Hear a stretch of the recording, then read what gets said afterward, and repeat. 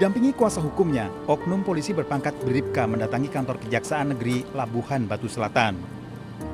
Kedatangannya memenuhi surat panggilan kejaksaan setelah ditetapkan sebagai tersangka dalam dugaan tindak pidana korupsi penyaluran bantuan sosial Dinas Sosial Labuhan Batu Selatan tahun anggaran 2024 yang merugikan keuangan negara senilai 1,9 miliar rupiah.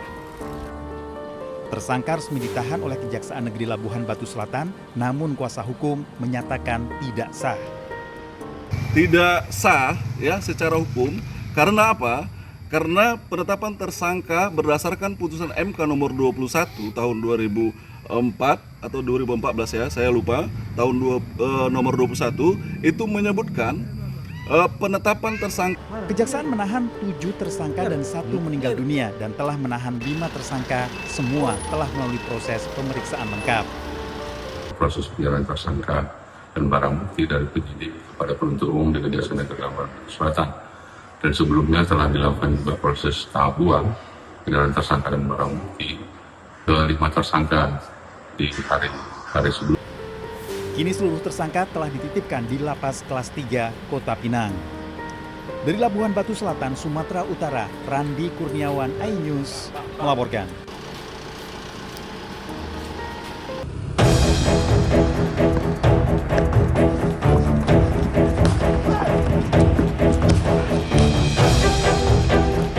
Satres Narkoba Polrestabes Medan menggerebek sarang narkoba di Desa Serbajadi, Sungal, Kabupaten Deli Serdang, Sumatera Utara. Petugas terpaksa melepaskan tembakan agar sejumlah pelaku yang kocar-kacir tidak kabur. 3 pria yang diduga pengguna dan pengedar narkoba berhasil dibekuk polisi. Polisi juga menyita sejumlah barang bukti, mulai dari 6 paket besar sabu siap edar, alat isap, timbangan elektrik, hingga HT. Karena sarang narkoba ini sudah terkonsep sedemikian rupa.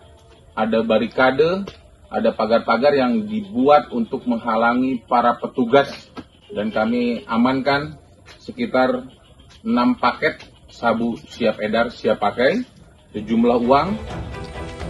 Polisi membakar seluruh barak narkoba untuk mencegah berulangnya praktek jual beli narkoba di lokasi tersebut. Dari Deli Serdang, Sumatera Utara, Ahmad Ridwan Nasution, iNews melaporkan.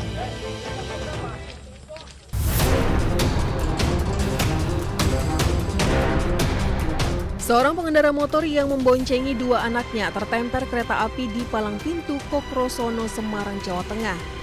Peristiwa terjadi akibat sepeda motor yang ditumpangi Rujito bersama 2 anaknya tertemper bagian belakang kereta api barang usai menerobos palang pintu rel kereta api.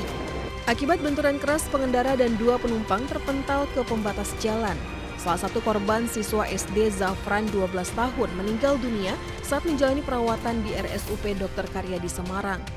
Sementara Rujito dan 1 anaknya mengalami luka dan menjalani perawatan medis. Sepeda motor yang digunakan mengalami kerusakan berat pada bagian belakang. Bapak sama 2 anaknya boncengan mengantar sekolah, mungkin terobos sudah ditinggal sama orang. Masih terobos nekat jadi kena itu. Berdasarkan keterangan masinis, sebelum kejadian tersebut, masinis sudah membunyikan klakson peringatan berulang supaya pengendara jalan raya minggir dari jalur kereta api. PT KAI Daup 4 Semarang turut prihatin dan juga menyayangkan atas kejadian tersebut.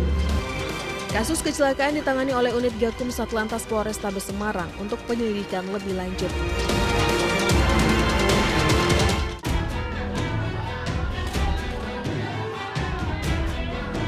Ex-Jampitsus Febri Adriansyah dan Don Rito telah resmi ditetapkan sebagai tersangka mega korupsi dan pencucian uang. Setelah jadi tersangka, advokat Don Rito langsung dibunuh di jeruji besi. Namun tidak dengan karibnya Febri Adriansyah. Walaupun penyidik Kejagung telah memeriksa 11 jam dengan 18 pertanyaan, ex-Jampitsus itu masih bisa melenggang bebas. Kuasa hukum Febri berdalih keputusan penyidik tidak menahan kliennya sudah tepat.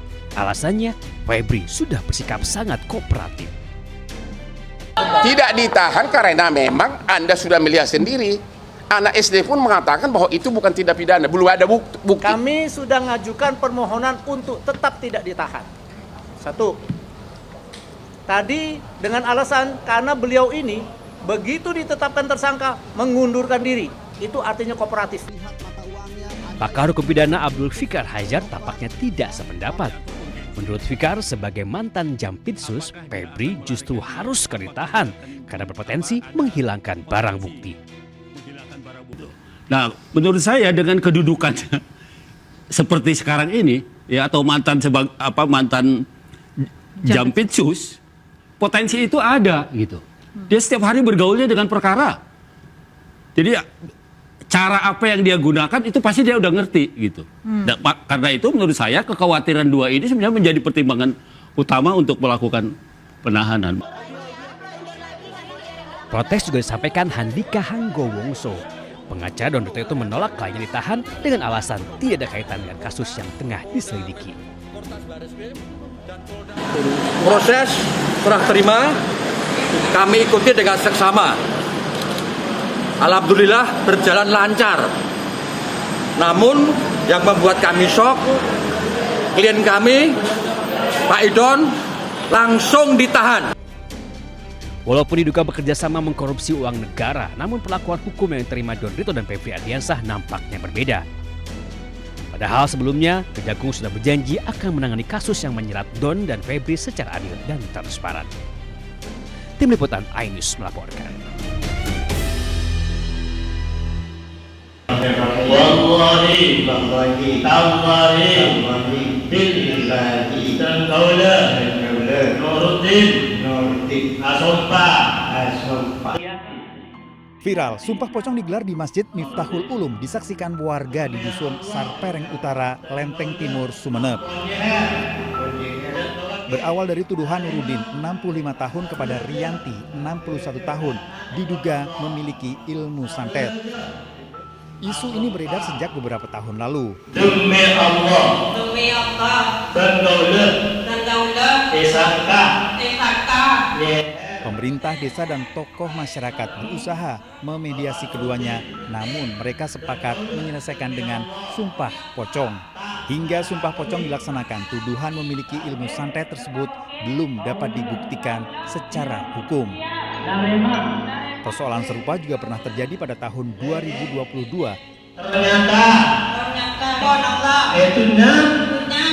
Saat itu dapat diselesaikan melalui jalur mediasi. Pak Rutin secara menuduh Mbak Riati itu, Bu Riati, warga saya juga, dengan tuduhan santet tersebut. Akhirnya mereka itu maunya sendiri, Pak Riati itu maunya sendiri melakukan sumpah pocong dengan alasan untuk ketentraman dan untuk membersihkan nama baiknya.